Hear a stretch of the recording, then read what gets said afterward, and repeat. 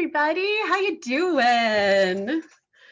You've agreed to come and watch my travel slides. I just want you to know. So thank you for that. Actually, I'm really excited. There's way too many slides. I'm going to be talking faster than I should. Um, but I can also change on the fly if I need to. And so I would say, questions probably at the end, unless you just can't hold it, in which case I do love questions. I'm a librarian after all. But basically, I'm going to be talking about an 11-day trip I took. And the person who came on the trip with me is actually here in the room, Mr. Will Yerman, who is beaming in from State College in Pennsylvania. And he is the one who took the vast majority of the pictures in the show. There are some that are not from him when I needed an image of something, but I'll try to call those out as we come across them. And that's one of the reasons I have so many slides. It is awesome having a professional photographer along with you. You get awesome pictures. And for those of you who've never heard about my special friend, Will Yerman, he spent many years as a professional photojournalist. He now teaches in the journalism department at Penn State. And so I truly had a professional photographer along with me. And we'll talk a little bit more about why he was there as we go along. All right, so the Grand Circle Tour. You guys, I'm so excited you're here. All right, so what is the Grand Circle Tour? Well, it is really what it has become is a marketing ploy, and often it refers to the 5 big parks, the 5 big national parks in Utah, and the Grand Canyon, along with oftentimes people will throw in Mesa Verde or some others, sometimes Rocky Mountain State Park, but I do want to point out something a little more important about this land that does unify it in a way that I think is really worth paying attention to. So this is the land that was originally land that the ancestral Puebloans lived in. And they are considered to be one of the first really strongly identifiable cultures in the United States. And they are still very much in existence among the Hopi, the Zuni, and the Acoma peoples who moved further south. So now we think of those groups as being very much in southern Arizona and southern New Mexico. But this land that we're talking about, the Four Corners region, the Colorado Plateau is sort of the geological region. This is the area that the ancestral Puebloans lived in. So historically and culturally, that is sort of the unifying way that we did this tour. So we didn't do Arches. Arches is really a little bit higher than this group. We also did not go as far into Colorado as we might have. So we really focused more on the Four Corners region. So this is the Colorado Plateau, which is another way of kind of unifying this, although it is a bit bigger. And it remains a really interesting part of the world. I'm not going to read this, but I just want to quickly say, so today there are a lot of tribes who eventually were forced to resettle on reservations that continue to live in this area, but they are not, at least in some cases, the descendants of the Puebloan people. So I'm talking here about the Navajo, the Paiute, and the Ute. The Navajo are very closely related to the Apache, we believe. Their languages, the Athabascan languages, are super closely related. And the Paiutes and the Utes all lived something a little bit more similar to a hunter-gatherer lifestyle, as opposed to the Puebloan farming lifestyle that came before it. And then to that mix, of course, you had once upon a time the Spanish settlers and that colonial tradition. This land was owned by Mexico for a long time. And then the Mormon pioneers started settling it. And that became a source of tension with the United States, because at the time, the Mormons were living in something that was not the United States. It was Utah Territory, Deseret. It had all kinds of names. And that's a lot of my family came across with that migration. Anyway, today, it has a mix of all kinds of things. We still have a huge amount of land that belongs to the Navajo. Right in the middle of the Navajo reservation, there's the Hopi. There's a big Latinx community. You still see lots of settlers who came over with the Mormons, with the LDS Church. And then you see a lot of people coming to retire in the nice sunny Southwest.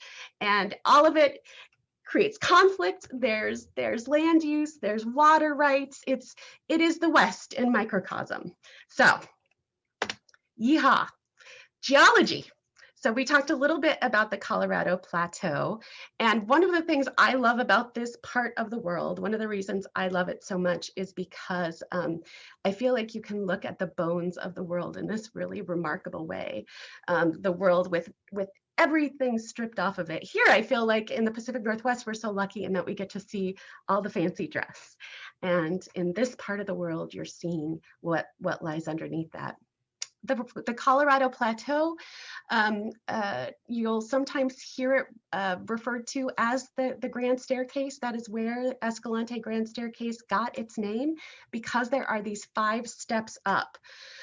So a very, very long time ago, millions and millions of years, there were tectonic shifts, and the Colorado Plateau was raised up, and that allowed what was then a giant inland salty sea come in and out, make deposits. Rivers like the Colorado started carving, wind caused erosion. In some ways, this is actually a very stable part of the country, and that is the reason erosion has been able to work on it as it has. I'm going to just take a moment here to say also, I am absolutely not an expert on any of this. I am a librarian, which means I know just enough to be dangerous about just about everything. So if you want to get more into the geology, what I will probably do is send you 2 books. And that's how it's going to be. But I do just want you to take a look really quickly here. So you see the Grand Canyon, which is sort of the place where the Colorado Plateau starts, right? And then it steps up, like I said. So next you'll have the Vermilion Cliffs. We did go there. You'll get to see that. Up here in the Pink Cliffs, you see Bryce Canyon, and over here, Zion. So you can kind of get a sense of what that looks like. And in the Colorado Plateau, it literally looks like that in some places. You will see that step up from vermilion to white to pink. And it is remarkable. That's kind of what happens when you strip everything off the top of a place like this. I also just wanted to take a moment to speak a little bit about words, because I'm going to be using a lot of words, and some of them are more or less historically accurate, and some of them are more or less appropriate. Because there have been so many people that have lived in this place, there's lots of things that lots of places are called. So we, of course, tend to know names that came from Spanish and European settlers, but I do want to just take a moment to say there are lots of names in this part of the world that would be in Hopi, in Navajo, in languages that are not the languages of what became America. I do also want to take just a moment to say, to point out that I'm saying ancestral Puebloan, which is now what most archaeologists and historians would refer to, as opposed to the Anasazi or the Fremont, which is what we used to say. So once upon a time, when I was a little girl, I learned that Anasazi meant ancient ones in Navajo. In fact, it means ancestral enemies. And that is because the Navajo and what became the Hopi and the Acoma and the Zuni were not super close friends. So basically, you've got a word that we have been using that the groups would have never used to describe themselves, right? So ancestral Puebloans is sort of, it's not a perfect name, because even amongst the ancestral Puebloans, there were many, many groups that constituted different cultural traditions and different historical traditions. So again, keep that in mind. But if you're wondering why I'm using that instead of Anasazi or Fremont, that is why. A couple other things, I'm going to be saying Navajo. Navajo, though, is actually a word that's come down to us from Spanish.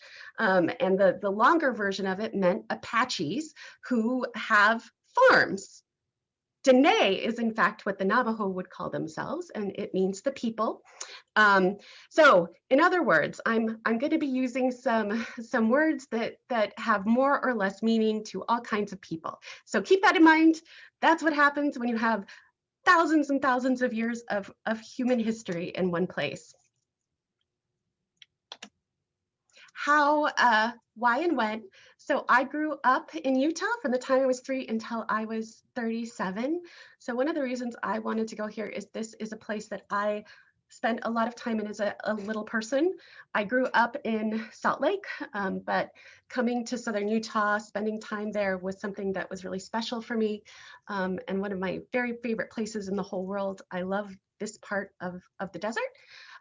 Also, it was COVID and I needed something to look forward to.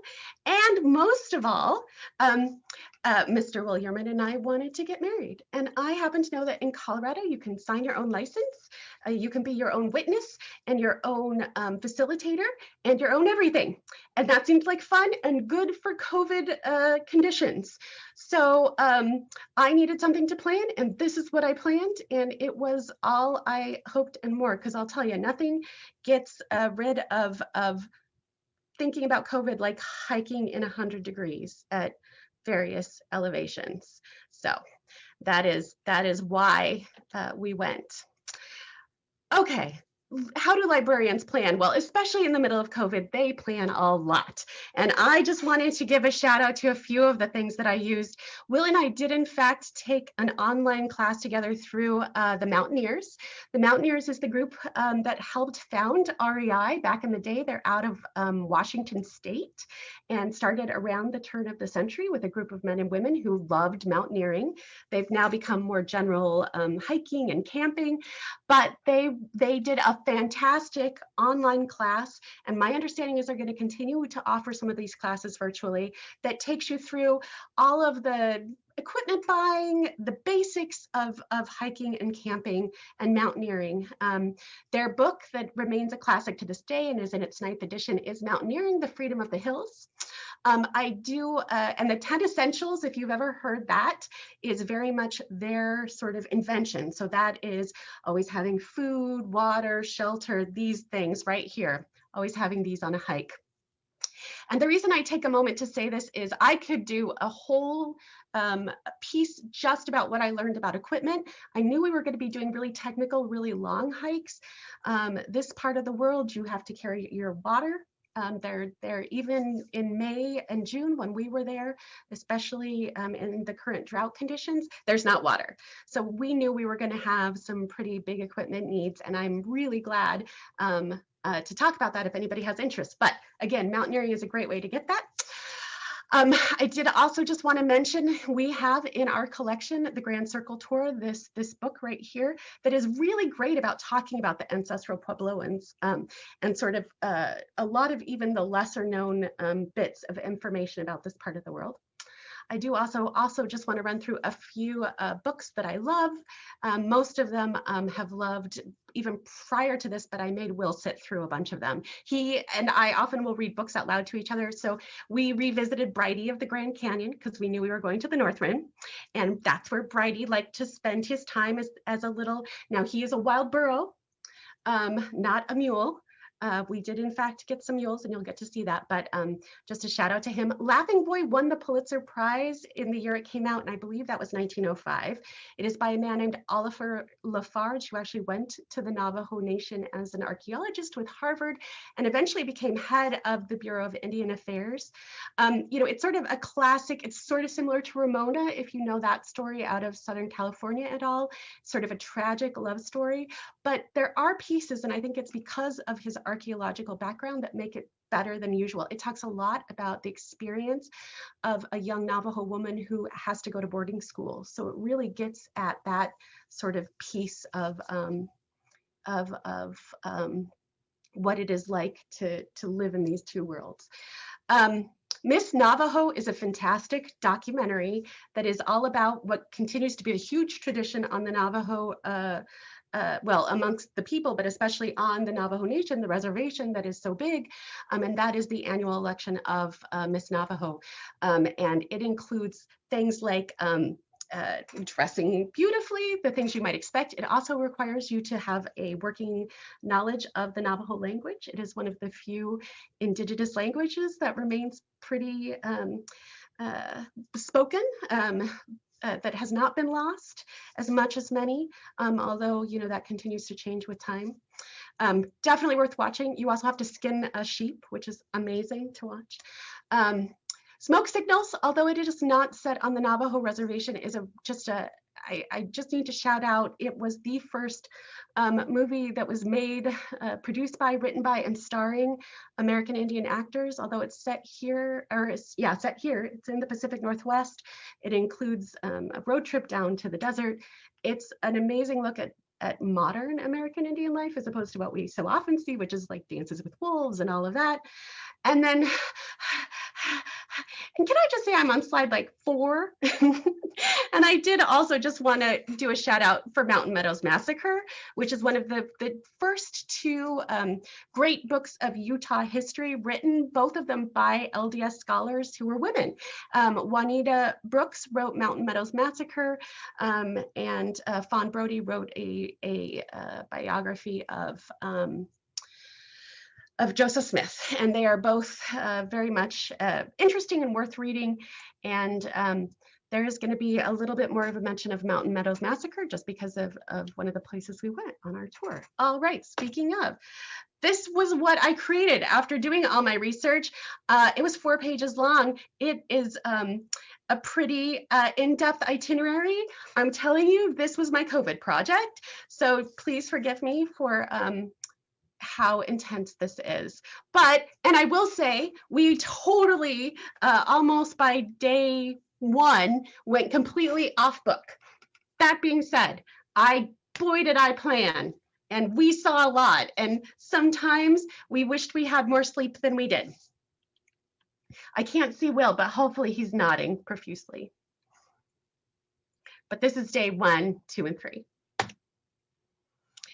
So this was our first piece. We landed in St. George, and I do just need to say I have a lot of family that lives in St. George to this day.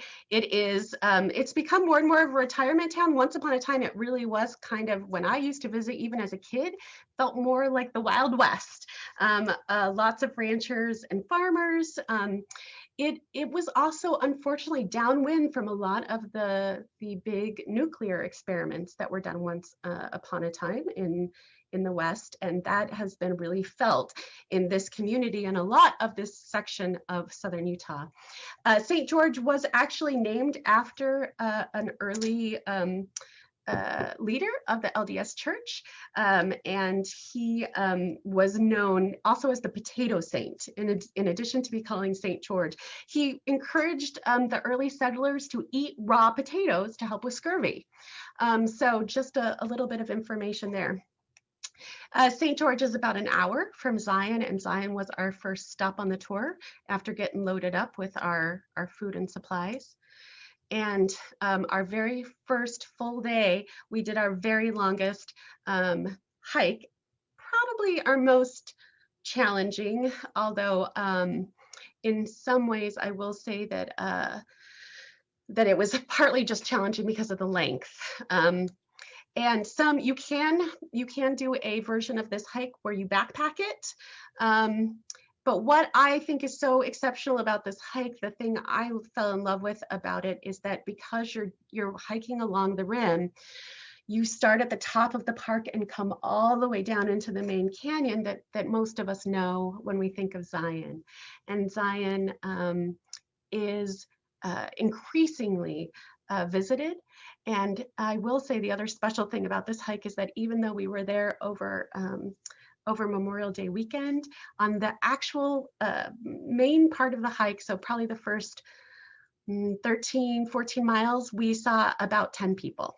So, and then by the time we got to the main canyon, thousands for sure. This is how early you have to get up to do this particular hike. So this is pre-dawn at Zion. And this is at the mouth. We did take a shuttle up to the start of the hike. I need to give a shout out to the hiking dresses that I bought. They have giant pockets. They're made out of hiking material. If any of you are interested, let me know. They were fun to hike in and great for the desert. So just another little shout out. I am indeed carrying about 5 liters of water. Will was doing the same. And I'm eating salmon and a bagel, which was a great start. But it's a lot that early in the morning. You do start in this because you're on top of the canyon, so you're on the rim.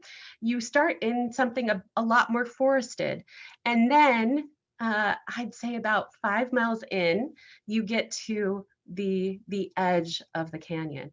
So here we are looking down into the canyon, and we will go all the way along this section of the canyon, and then finally down into the main section of the canyon. It is remarkable always, I think, to see life and the way that it holds on in these desert canyons. Here you can see an Indian paintbrush. There are wildflowers everywhere at this time of year, and so many pines and sagebrush. There's life if you stop to look. From a distance, it's hard to see. Towards the end, as you are coming down into the main part of the canyon, you are seeing one of the most famous sections of Zion, and that is the hike up to Angel's Landing. And it is incredibly steep. And I will say that I was very pleased to be doing the top-down version of this hike.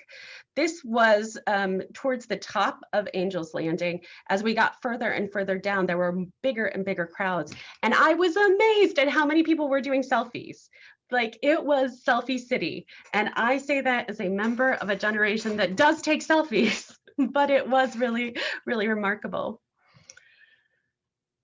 We did spend that first night at the Zion Lodge, and I wanted to show this just because it is amazing to see so much desert high up, so much rock, and then to suddenly come to the banks of the Virgin River and see the cottonwoods and the greenery. Even though this is a very, it's a really big drought right now in this section of the world, and you can see how low the rivers are. Nonetheless, it is remarkably green considering where you started.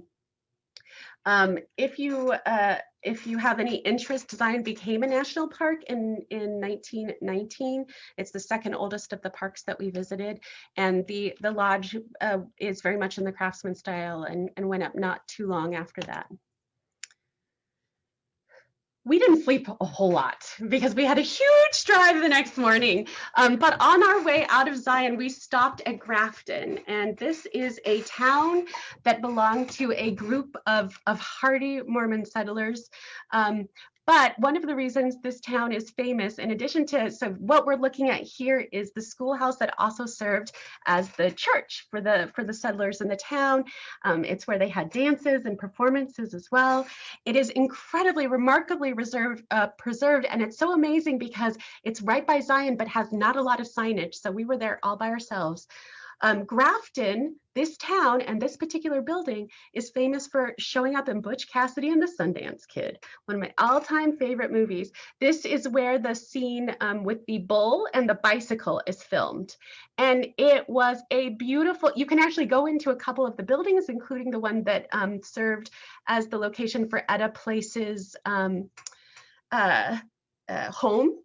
So there's a great scene there. I don't want to give it away in case some of you haven't seen it, even though, can you really spoil something that came out in, was it 69? Anyway, if you haven't seen it, you must watch it immediately, and you'll recognize a lot of this landscape. Butch Cassidy and the Sundance Kid, although that took place in real life, much more in the Capitol Reef area, Zion is where they filmed most of it. Just an FYI. All right, so like I said, we woke up that morning and had a big drive, and where we were headed was Paria Canyon. So I showed you that picture of the grand staircase. This is the second step of the staircase, the Vermilion Cliffs. And we wanted to go to a part of the area that is much less visited. There's a really famous place called The Wave that is a very TikTok, Instagram kind of place. And then there's a much less visited South Coyote Buttes. It requires a permit. They only allow 20 people a day, and it is far enough out there that we did get a guide for this section. So this is the area that we are in, the Vermilion Cliffs. You can see here is Utah, here's Arizona. So we started from Paria Outfitters up here in Utah, and then boy, were we glad that we did not try that section of road in our car. It's about an hour drive, even though it's about 15 miles, and it is dicey. I did, like I said, this trip is very much not just about rocks. These were two folks that there were just four of us who went on this tour. All of us were vaccinated, which was nice. And in large part, it was nice because this gentleman who accompanied us had just recovered from almost dying of cancer. And this trip, he and his wife, who is a traveling nurse, were sort of out celebrating that recovery. And it was pretty special to be out with them in this amazing place. And wait until you see how amazing this place is. So this was only about 5 miles as opposed to 17 miles, but it is desert. It is hard. Again, we were carrying all our water. And this is what it looks like as you drive into South Coyote Buttes. It is beautiful and red, and it is not very much in the way of forest or water. You do see some sagebrush. Here you can see this was our parking space where we came into South Coyote Buttes. And then once you are in the buttes, you are truly almost exclusively on rock. And what we're looking at, again, this is a part of the world where you had the seas periodically wash in, and they would erode what was softer, and they would leave behind what was harder. And so you get these amazing and unique places. And you can get a sense here too of that step up as you look into the distance across the plateau. It is otherworldly. It really does look like you're at the bottom of an ocean. And just to give you a sense of scale, there I am. It gets really hot. Okay, so now I'm going to take a moment and introduce you to our guide, Jamal. Like I mentioned, this is a pretty unique and diverse place. Jamal actually has a father who is a Black man out of North Carolina who needed to pay for medical school and moved to the Navajo Nation to do work on the tribe about 3 decades ago. And his mother is Navajo, and he grew up in Page, Arizona, which is right next to Lake Powell, if you're familiar with it. But keep an eye on Jamal because he's going to show up a bit later. But you can imagine what kind of diversity that looks like. It was interesting to hear him talk about, although he was half Navajo, it was not easy being a young Black man in that neck of the woods. I'm going to show you a few more pictures. You can see, I think he was taking more photographs than we were. And like I said, that'll come back up. There were beautiful bits of wildlife and flowers and lots of flies. This was the time of year when they were out and pollinating. And then these spaceships that are so unexpected. And this kind of formation is called a fin, and you can see that shape. They look like bits of china that have been laid on top of each other, and they are incredibly delicate, and yet have been there for thousands and thousands of years. This is looking out across the plateau, and it is every few minutes it feels like you're looking at a whole different part of the world. So that was Paria. And like I mentioned, we pretty quickly went off the map, and I'll tell you why in a moment. So we, from Paria and the Vermilion Cliffs, we drove to the north rim of Grand Canyon. So here's that section of my incredibly detailed itinerary. And as I mentioned, we knew we were going to be in the morning riding the mules. So that was 3.7 miles. You go down 1,500 feet and up 1,500 feet along the edge of the canyon. However, that was done by the mules. So this was great. It was much easier. Well, it was for me. Will is not a writer. He's never really done a lot of writing. So I do think he might have been as sore at the end as he was when we hiked. So this is our muleteer.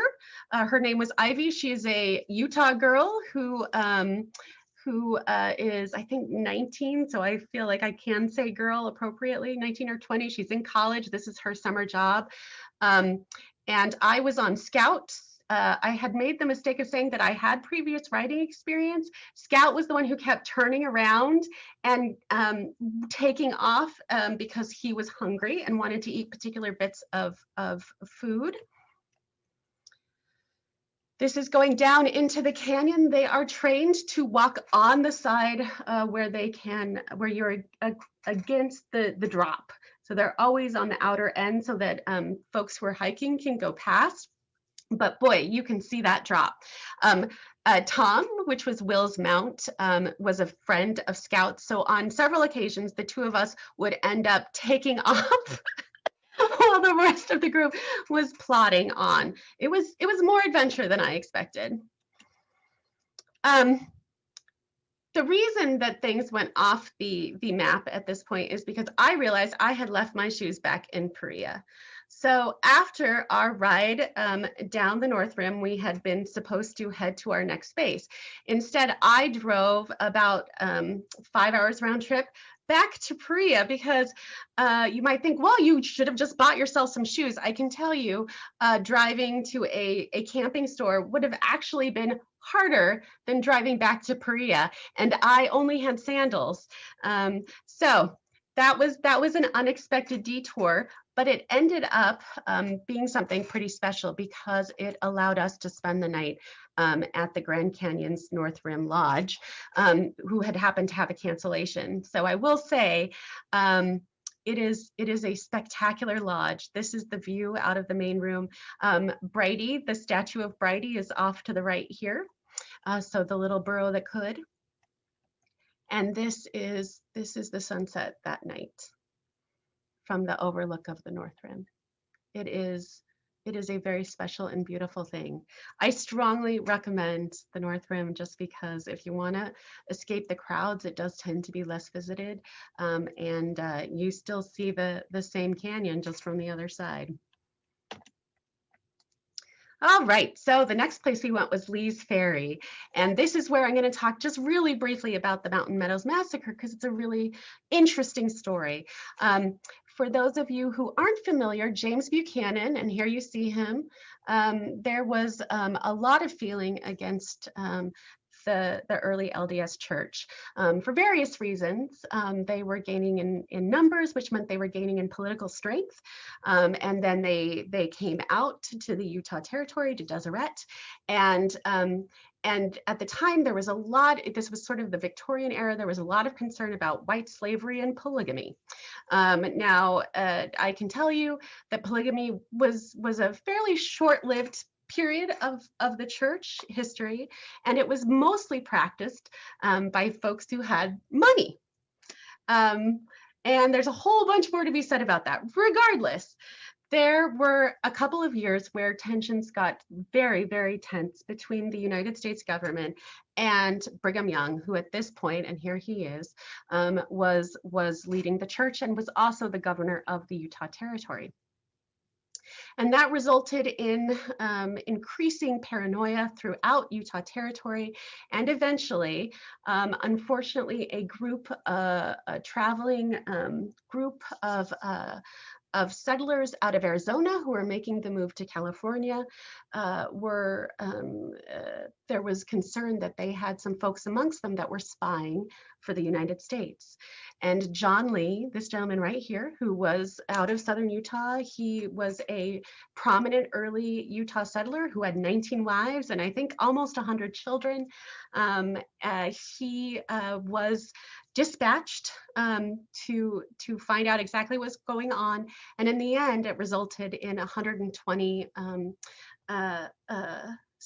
pioneers that were out of Arkansas dying. So they were massacred, and that is the story of the Mountain Meadows Massacre.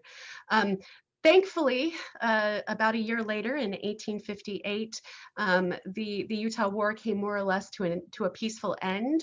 There were some U.S. soldiers who marched into Salt Lake. Brigham Young stepped down as governor and instead was only head of the church. And eventually, John Lee was the sole person wanted for the Mountain Meadows Massacre. There was a lot of really salacious tabloid headlines at the time around the Mountain Meadows Massacre. This is an example of that. So the Baker Fancher Party, here we see them. What ended up happening was Brigham Young said to John Lee, "You're the one who they want. We're going to send you to the middle of nowhere. You're going to run a ferry." So Lee's Ferry was the next stop on our route, and this is what Lee's Ferry looked like historically. And this is the house that John Lee moved to and built with two of his wives, particularly Emma.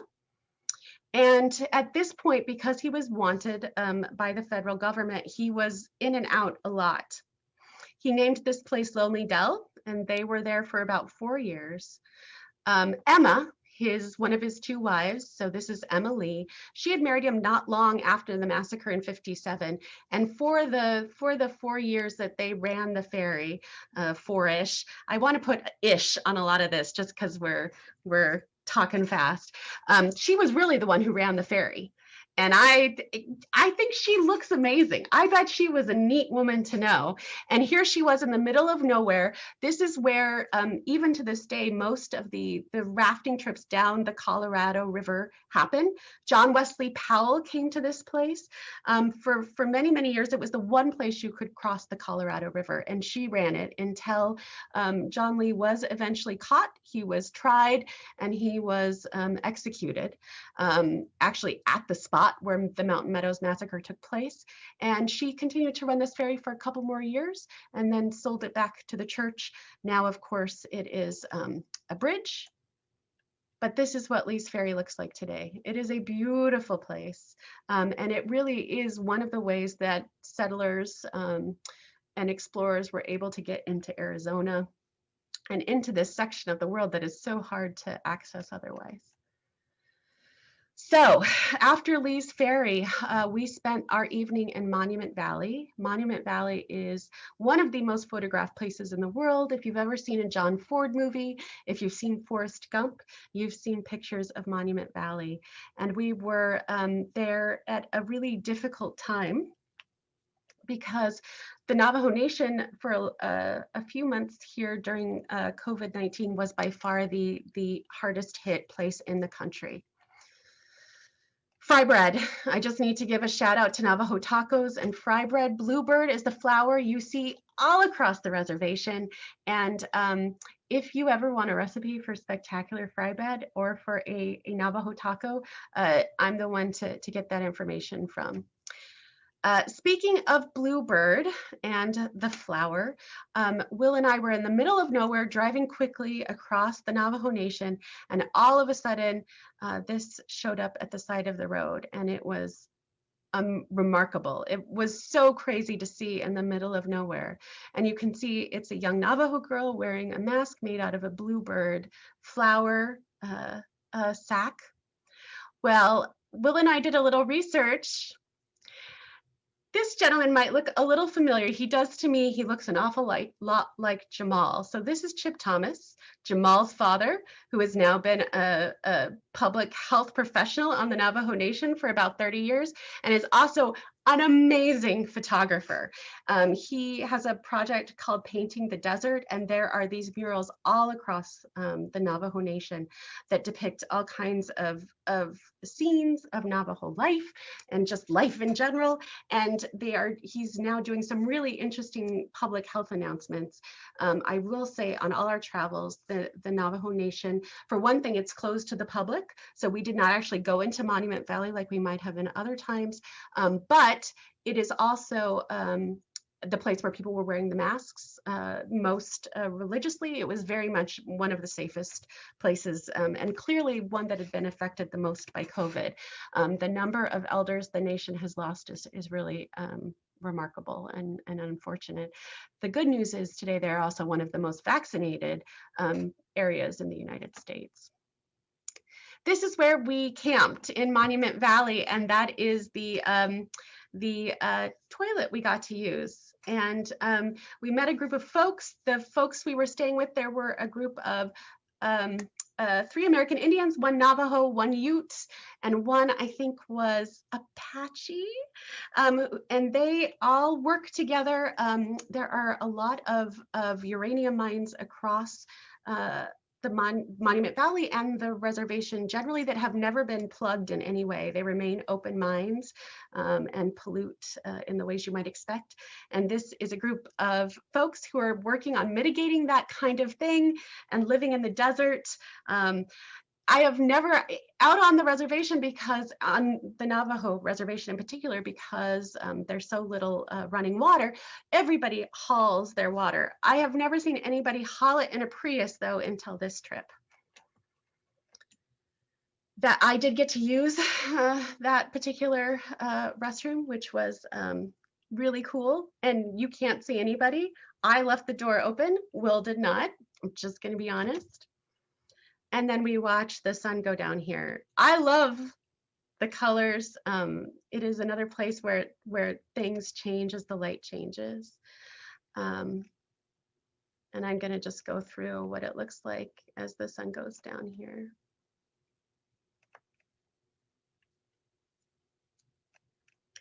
That was the night before our wedding, by the way. So I'm really needing to speed up, so luckily I'm through the most talky parts.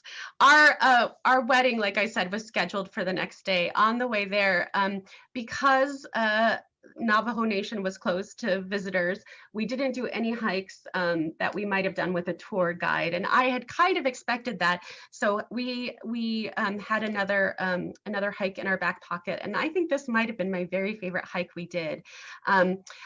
It was to Cedar Mesa, which is part of the Bears Ears National Monument. It was about 7 miles. It was in some ways the most wilderness of the hikes that we did. It is very much not super signed. And in fact, BLM maps will just show some blank spots where there are ruins. And that is because they want to keep them protected. To do this hike, there were lots of cairns we had to follow. And we had to get up this road to get onto the mesa. And it is, there are sections of it that are, I would guess, 30 degrees.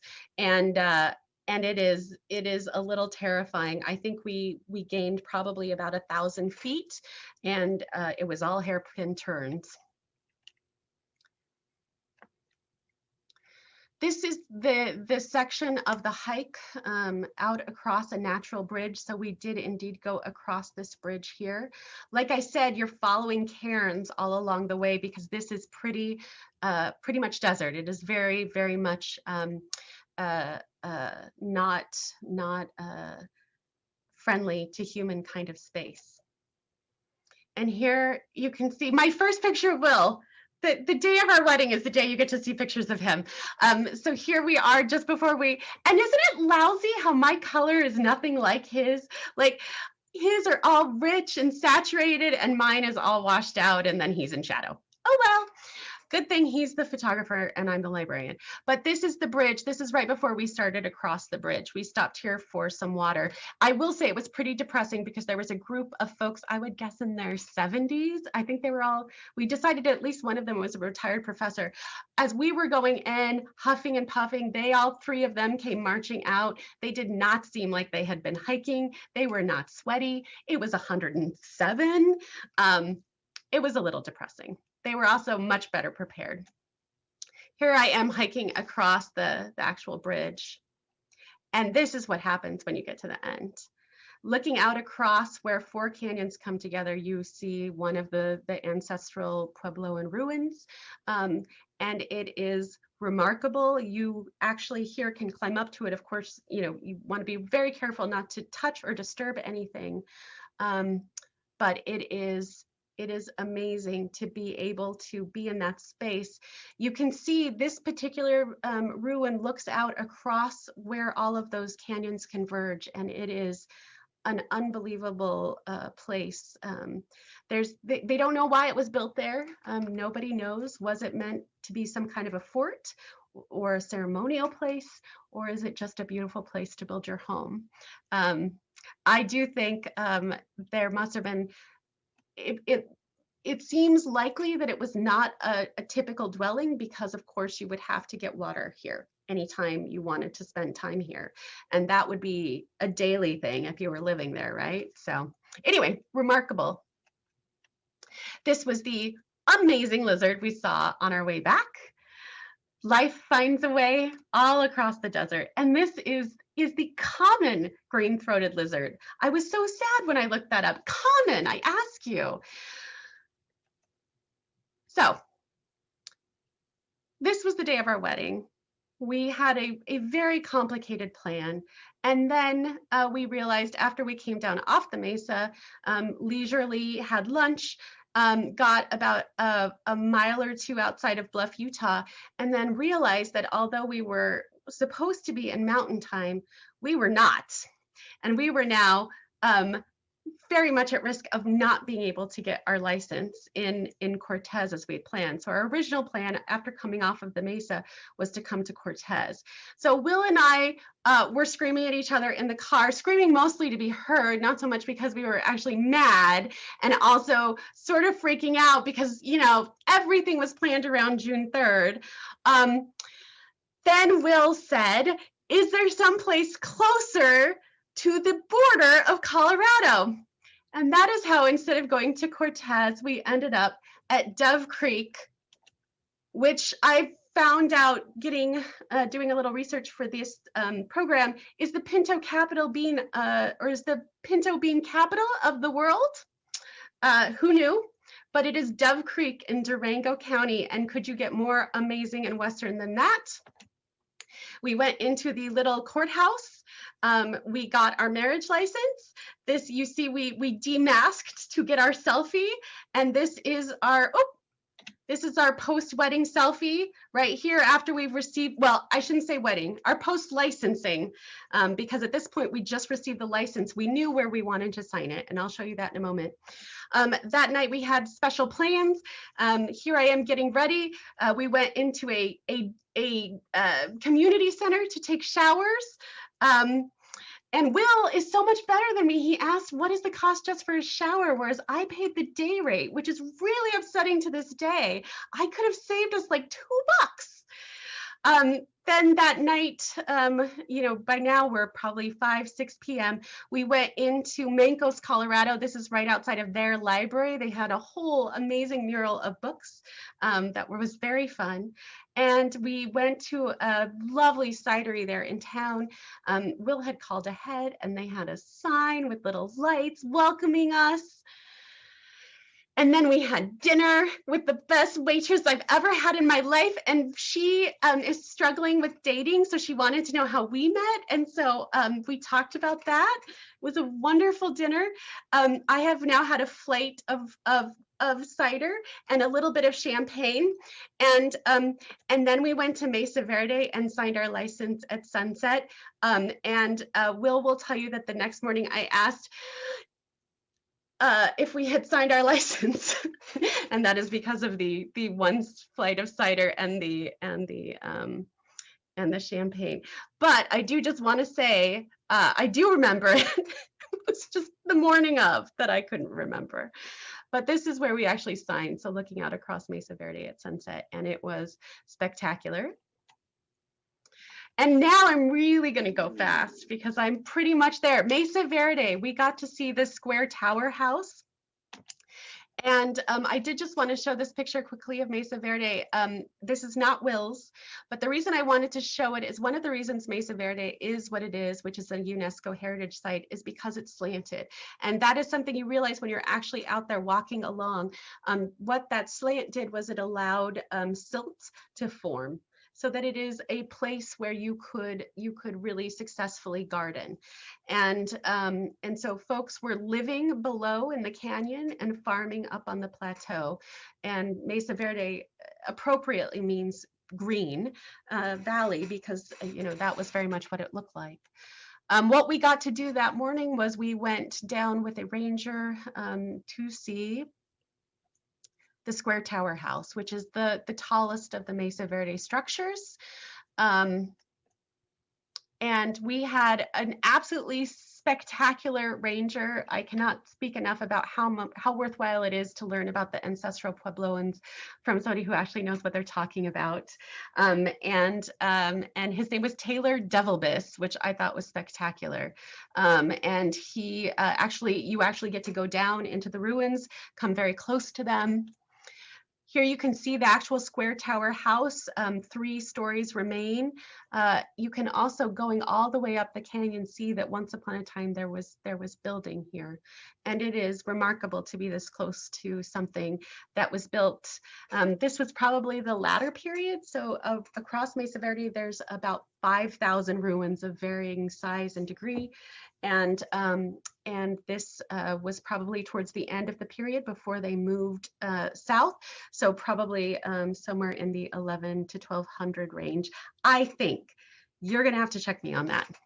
It's a little test for you.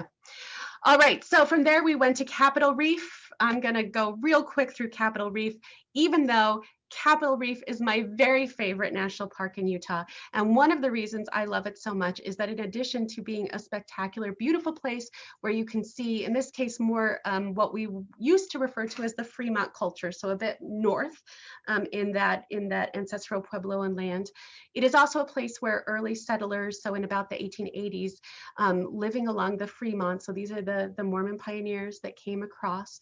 So starting in the 1880s, they moved into this area and built orchards, and those orchards remain there. They are very much part of the park. So there is that amazing social history along with the geology, along with the archaeological record in this place. And you can see as you come through Capitol Reef what that looks like. This is the old barn that remains standing. This is the campground, and it is filled with peach and apple and cherry orchards that you can pick in season. It is one of my favorite places in the world, in case you can't tell. And here you can see what the orchards look like when they're in bloom. Fruta, which is sort of the heart now of Capitol Reef, once upon a time was a community that had a small one-room schoolhouse, and this is what it looks like. Oh, I should say these few pictures were not Will's. These are ones that I just grabbed from the National Park website. This, on the other hand, so this is looking into that schoolhouse. They've got a recording so you can actually listen to one of the last teachers who taught there. And I love the way national parks do not just capture, sort of these, we often think of them as places of great landscape and beauty, but they are also special social places. The next morning after arriving in Capitol Reef, we did the Frying Pan to Cassidy Arch. We actually did about 11 miles. We started from the campground and went across the Frying Pan, which actually takes you across the top of the canyon down into the Grand Wash, and then we actually walked back to the campground. So we did a longer version than we needed to. There is a reason why Frying Pan is called Frying Pan. Once you get to the top, you are literally walking along desert, high desert, and it has no shade, not much in the way of trees. and it is a very hot place. We left at about 6 or 7 in the morning, and by the time we were, I don't know, towards, just going over the top, the most extreme climb, it was already, I would say, in the high 90s, low hundreds. This is what that looks like. And you can see how unforgiving this space is. It is in some ways like walking across a frying pan. And then suddenly you come out and you are looking at one of the amazing arches, the natural arches. So this is Cassidy Arch. You can go right on top of it. You can see folks here and here. That on the other side is the Grand Wash of Capitol Reef. This kind of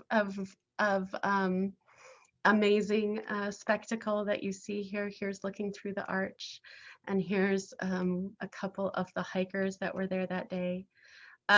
This was coming down. We came down. Once again, we went down where everybody else had gone up, and we ended our hike with the Carry Water sign. I do just need to give a shout out really quickly to something. So Capitol Reef is what this park is called. Will believe strongly it should continue to have its original name.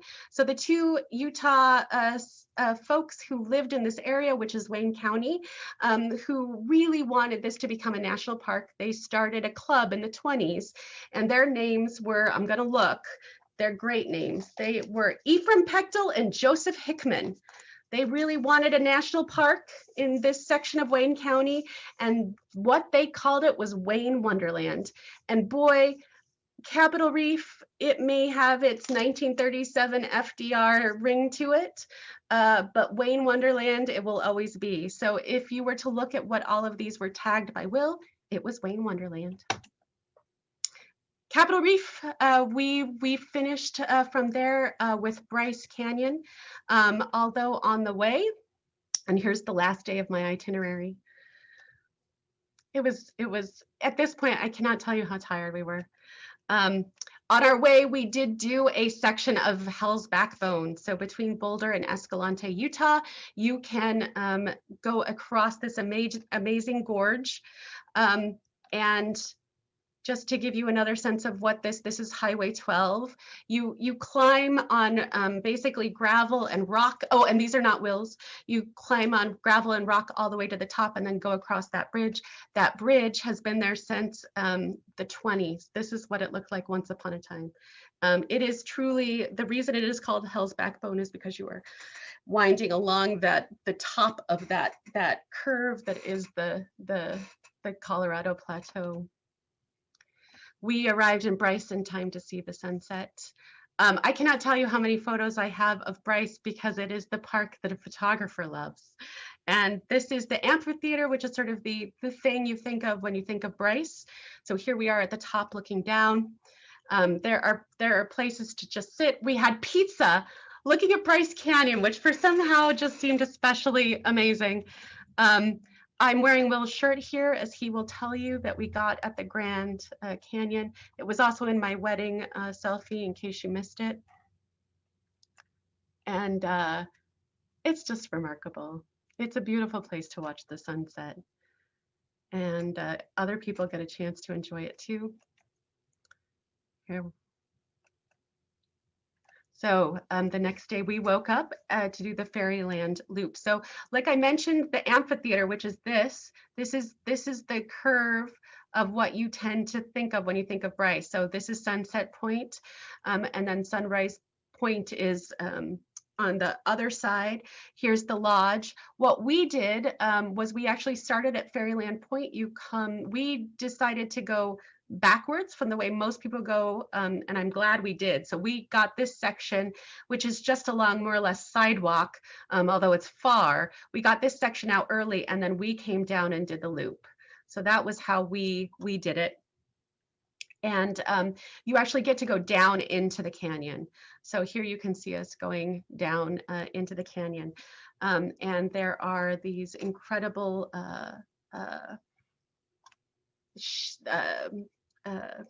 I'm suddenly blanking on the word for what this is called, but the shale has come down off the cliffs, creating these beautiful spaces. Bryce was named for Ebenezer Bryce. He homesteaded this area in 1874. And the thing he is famous for saying is that it's a hell of a place to lose a cow. And it is indeed exactly that.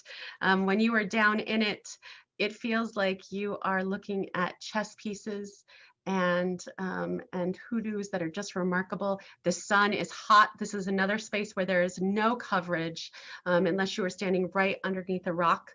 And I am going to show you my very unflattering picture. This was the hike I had the hardest time on. There was a point there at the beginning where I was just like, I'm done. I don't want to do anything anymore.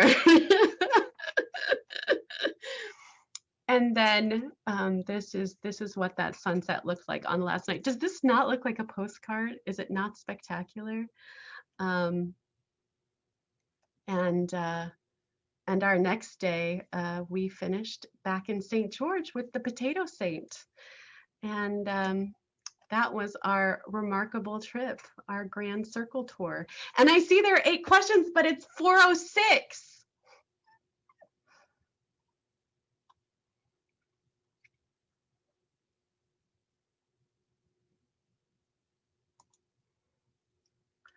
Does anybody are those handcuffs? Yes, great scene. Bridie is amazing.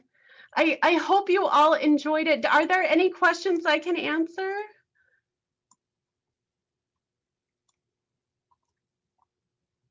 Will, do you have any record to set straight? No, I think you were mostly accurate. I did leave out our final night, which is we left Bryce early to get back to St. George in time and slept in the Walmart parking lot. So. True. All right, well, I think that is all I've got. And I appreciate so much you guys being here and watching our slides. And if any of you have questions, I can go into more detail about any of these hikes anytime, or what I use, the resources and references we use to get ready for the hike, the trip, and hikes.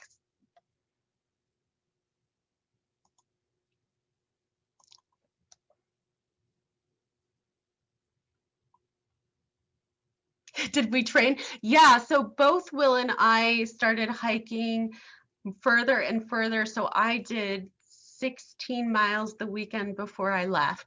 So each weekend, both of us were hiking, significantly further. Although I will say that it's hard. He's in Pennsylvania, I'm in Oregon. It's not the same desert for sure, but we got used to carrying and we got used to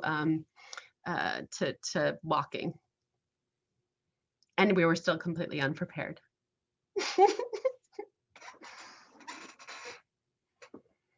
All right, well, thanks so much, you guys. It was great. Appreciate it.